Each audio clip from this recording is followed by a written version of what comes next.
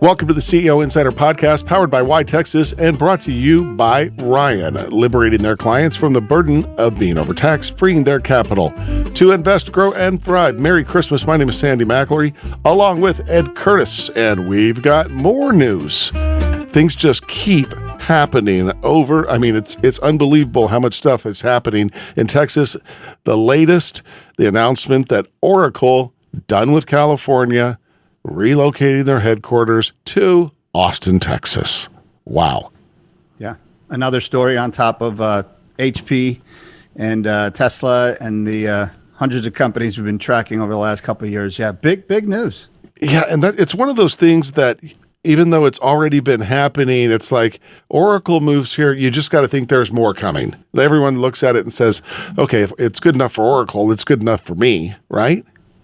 Well, it is. And, you know, I was looking at, there's a lot of trends here. I mean, Oracle they built a huge facility here back in 2018. Mm-hmm. And I think they employ about 2,500 people, but it has capacity to fit around 10,000 people. So you have to think there was probably a long-term plan in there, and this is eventually going to happen. It's an amazing facility right on Lake Austin. It's nice. Or Lady Bird Lake, as they call it now. Right. Yeah, so maybe there was a long-term plan there years ago or back in 2018. But hey, if nothing else, the real estate's worth a lot of money. Yep. No, that whole area. Yeah. And look, Tesla's going to do the same thing with their facility. They're going to build a beautiful campus on hundreds of acres. So they're a little further east towards the airport is where their campus is going to be. South and east, they're in an area that really needs a lot of gentrification. So.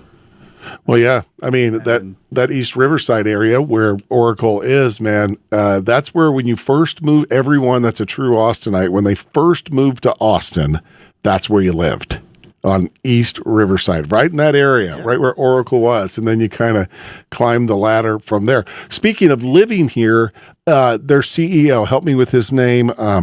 Larry Ellison. Larry Ellison. So we're going to have Elon Musk and Larry Ellison and Michael Dell and all the other CEOs. The city's not big enough for it. Not quite yet. Larry Ellison is not coming to Texas. You know where he's coming? You know where he's moving? He's not staying in California. New York? I don't know. Hawaii. Oh, good for you, Larry Ellison. Yeah. Good for you. To, the island of Lanai. Oh, wow. And he sent a nice note to his employees, and he said he ends it with mahalo. Yeah. That guy. Yeah, he's not coming. He's getting up there in years, so you've got to think that Hawaii probably suits him well. Yeah. 76 years old, worth $82 billion. Now, he don't have to worry about anything. No. They're only behind Microsoft, right, in the software game? I think the second largest software company in the world. Now, look, Apple has about 7,000 employees here in Austin, and they're building that big $1 billion campus in North Austin, and that's opening, I think, in 2022. Wow. So Apple, Google has a significant presence here. Facebook. Oracle. It's just, yeah. And like you said earlier, I think it's going to continue. This is just the beginning of a bigger wave. And you know what's great? If you're Michael Dell, you can sit here and go, I was here first. Well, not really, because wasn't Texas Instruments here before that? Well, in Dallas, yeah. Yeah, that's true. Well, in Austin, so maybe Michael Dell can claim that. I'm sure there was a bunch of smaller companies. But that's exciting news for the state, for the region. It's just an all-around good thing. Yep, it's so the facility they have now, like you said, is 5 stories, 560,000 square foot campus, and I don't think the headquarters is going to bring a lot of people.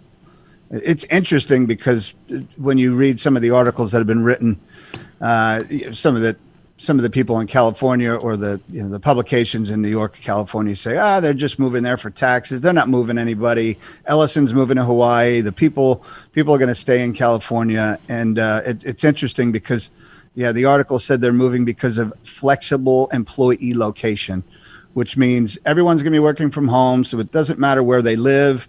And we just figured we'd go to Austin for the cheap taxes. I don't think that's the case. I don't. What argument? What do you think is the case? I think they want to be in the middle of the action, where all the innovation is happening. Where again, Tesla. They when they built this campus in 2018, they wanted to be closer to where they could get data scientists and engineers, be closely tied to UT, and it's just part of the ecosystem that's being built here. It's where it's at, and it's phasing slowly out of California. I think that's why, and of course taxes and all that play into account. But I bet you a lot of the people move to Austin. They said relocation to Austin is optional, but I guarantee you a lot of people take them up on it. No, I bet they do too, especially those that can sell houses for exorbitant money and buy the same house here for less money. Well, and we've talked about this on just about every podcast. It's access to talent, and that applied to Tesla, and it absolutely is applying to this case as well. There's a ton of tech talent here. Yeah, it makes it a very recruitable destination. If you're out recruiting, looking for talent, it's pretty easy to bring them to Austin for a weekend, show them a good time. People just fall in love with Austin really fast. How many people have come for South by Southwest and go, I'm moving here, and then they eventually do.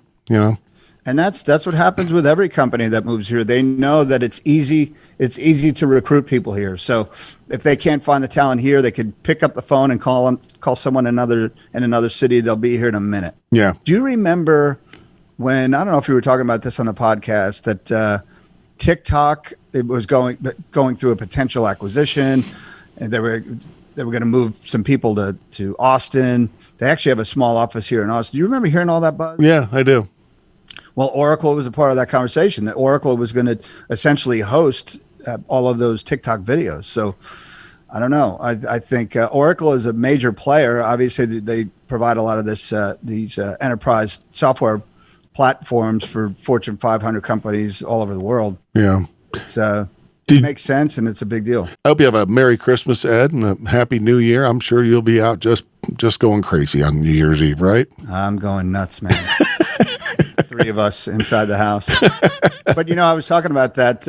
It's going to be a really good New Year's because everyone is dying for that night to be over. Yeah. So that we can be done with 2020. Yeah, but let's keep in mind, just because the clock strikes, 2021 doesn't mean that you just get to stop doing the right things, right? For sure.